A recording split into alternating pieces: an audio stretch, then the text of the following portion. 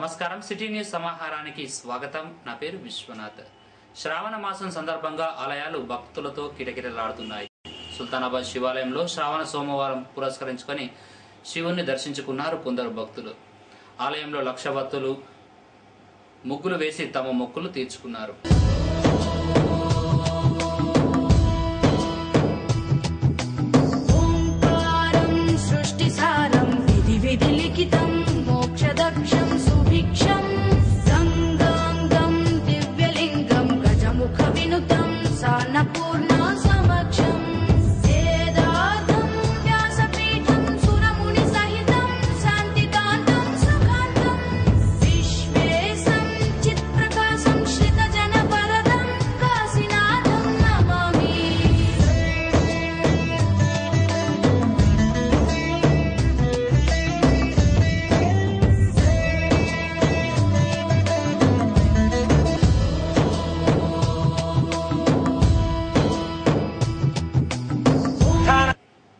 ప్రజాప్రతినిధులు చట్టబద్ధంగా వ్యవహరించాలన్నారు పెద్దపల్లి డీఎస్పీ వేణుగోపాల్.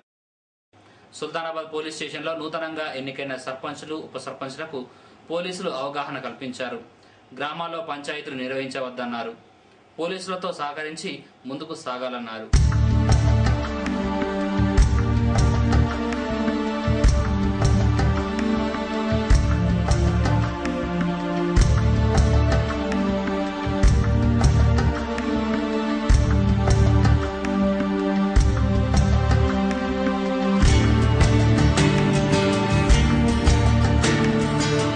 చట్టబద్ధంగా వెళ్ళినట్టయితే మనకి ఎప్పుడైనా క్షేమం. వీలైనంత వరకు చట్టబద్ధంగా లీగల్ గా పోయినట్టయితే మీకు క్షేమము, మాకు క్షేమము, అందరికి క్షేమము. మీకు రిసెప్షన్ సెంటర్లో పిటిషన్ ఇస్తారు. పిటిషన్ ఇప్పియండి, పక్క ప్రతి దాన్ని లీగలైజ్ గా పోండి. ఏదైనా సమస్య ఉంటే ఒక కాగితం అక్కడ ఇవ్వండి, దానికి రిసీట్ తీసుకొని పెట్టుకోండి. దాని తర్వాత ఎస్ఐ గారి దృష్టిగా సమస్య తీసుకుపోండి. వాళ్ళ సహకారంతో ఆయన ఒక పెద్ద సమస్య అయితే తనే పరిష్కరిస్తాడు, లేదంటే ఏడు కానిస్టేబుల్లో ఏసైనా పంపిస్తాడు. ఆ విధంగా సమస్య పరిష్కారం అయ్యే వరకు దాన్ని మీరు పరిశీలి చేయవచ్చు. ఆ సమస్య ఏమైనా పరిష్కారం అయితే అక్కడ పరిష్కారం చేసి మీరు ఇమీడియట్గా పోలీస్ స్టేషన్ చెప్పవచ్చు, సార్ ఇట్లా జరిగి అక్కడ పరిష్కరిస్తే దాని ద్వారా ఏమైతే అంటే కోట్ల చుట్టూ వాడి చుట్టూ తిరిగి డబ్బు వ్యయం ఇవన్నీ కూడా తక్కువైతే సమస్య తక్షణ పరిష్కారం అవుతుంది. వానికి కూడా పని తగ్గిపోతుంది. పోలీసు చుట్టూ 10 రోజులు తిరగాలంటే 10 రోజులు వాని మనిషి పని పోయినట్టే. సో ఆ రంగం లోపల మీరు పోలీసులకు సహకారం వహిస్తే ప్రజలకు కూడా మేలు. మరి గ్రామంలో ఉన్నటువంటి ప్రజల సమస్యల ఇష్యూలో కానీ మనం పరిష్కరించడానికి వారి సహకారం అవసరం పడ్డప్పుడు తప్పకుండా వారి సహకారం తీసుకొని వారిని కూడా మనలో కలుపుకొని పనిచేయవలసినటువంటి అవసరం మనకు ఉంటుంది. అదేవిధంగా గ్రామాల్లో చిన్న చిన్న పంచాయతీలు తగవులు ఉంటాయి. పోలీస్ శాఖ వారికి కానీ మా యొక్క సర్పంచుల మనోభావాలు దెబ్బతినకుండా అది మీరు కూడా మాకు సరైనటువంటి గుర్తింపు ఇవ్వాలని మరొకసారి ఈ సందర్భంగా మిమ్మల్ని కోరుకుంటున్నా. పూర్తి స్థాయిలో మీ యొక్క అడ్మినిస్ట్రేషన్ కు సహకరిస్తామని చెప్పి మనస్ఫూర్తిగా కోరుతున్నాను. నూతనంగా ఎన్నికైన సర్పంచులు, ఉప సర్పంచులను ఘనంగా సన్మానించారు సుల్తానాబాద్ మేజర్ గ్రామ పంచాయతీ సర్పంచ్ అంతటి అన్నయ్యగౌడ్, ఉప సర్పంచ్ అలెంకి శ్రీనివాస్. గ్రామ పంచాయతీలో పూలమాలలు, శాల్వాలతో మండలంలోని సర్పంచులందరినీ ఘనంగా సన్మానించారు. ఈ సందర్భంగా అన్నయ్యగౌడ్ను జిల్లా సర్పంచ్ల ఫోరం అధ్యక్షునిగా ఎన్నుకునేందుకు ప్రతిపాదిస్తున్నట్లు సుల్తానాబాద్ సర్పంచ్ల ఫోరం అధ్యక్షుడు పడాల అజయ్ మండలంలోని సర్పంచ్లంతా తీర్మానం చేశారు.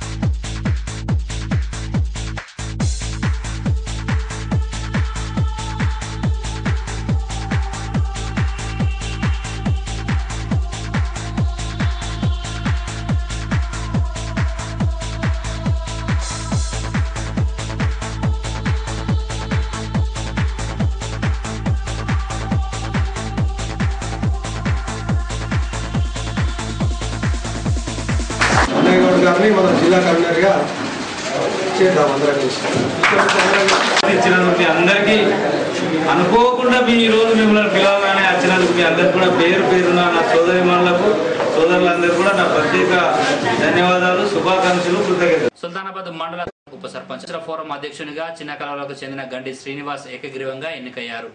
అలాగే ఉపాధ్యక్షులుగా కనుకులకు చెందిన షమీం బేగం అఫ్జల్, పెండ్యాల తిరుపతి రెడ్డి, ప్రధాన కార్యదర్శిగా గుర్రాల శ్రీనివాస్, కోశాధికారిగా అలెక్కి శ్రీనివాస్, కార్యదర్శిగా బోయిని శ్రీనివాస్, పోతరవేణి తిరుపతి ఎన్నికైనట్లు ఒక ప్రకటనలో తెలిపారు.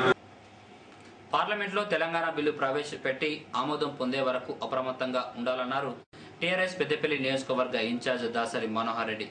సుల్తానాబాద్ పద్మనాయక ఫంక్షన్ హాల్లో టీఆర్ఎస్ ముఖ్య కార్యకర్త సమావేశంలో సుల్తానాబాద్ మండలంలో స్థానిక ఎన్నికల్లో గెలుపొందిన సర్పంచులు, వార్డు సభ్యులను దాసరి సన్మానించారు.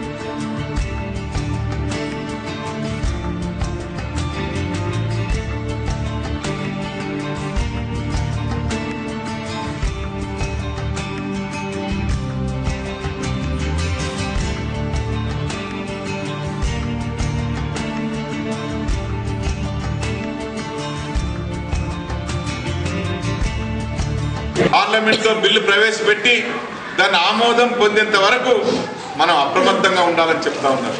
తెలంగాణ మొత్తంలో కాంగ్రెస్ పార్టీకి చెందినటువంటి నాయకులు ప్రతి తెలంగాణ టీఆర్ఎస్ పార్టీ కార్యకర్తలకు మరి వాళ్లకు మాయమాటలు చెప్పి వాళ్ళని గాలాలు వేసి ఫోన్ల మీద ఫోన్ చేసి వాళ్ళను మరి కాంగ్రెస్ ఇంకా టీఆర్ఎస్ పార్టీ ఏం లేదుగా, టీఆర్ఎస్ పార్టీ ఎట్లా విలీనమవుతుంది, మీరు అందరు రావచ్చు అని చెప్పి ముందుగా వచ్చిన ముందుకుంటుంది అని చెప్పడం జరుగుతూ ఉంది.